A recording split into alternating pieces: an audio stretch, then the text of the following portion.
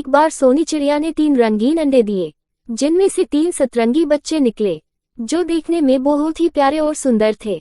सोनी चिड़िया उन बच्चों से बहुत ही ज्यादा प्यार करती थी, इसलिए वो उन्हें घर से बाहर नहीं ले जाती थी, क्योंकि उसके घर के पास ही एक बाज रहता था, जिसकी नज़र हमेशा उसके बच्चों पर ही रहती थी।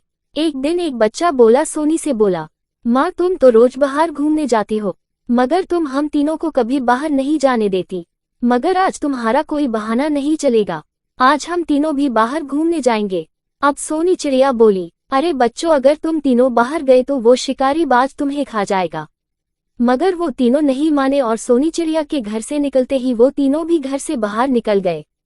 अब उस शिकारी बाज की नज़र उन तीनों पर पड़ी और वो बाज बोला, अरे वाह, आज तो बड़े ही स्वादिष्ट से रंगीन बच्चे बाहर घूम रहे हैं, इन्हें खाकर तो मजा ही आ जाएगा।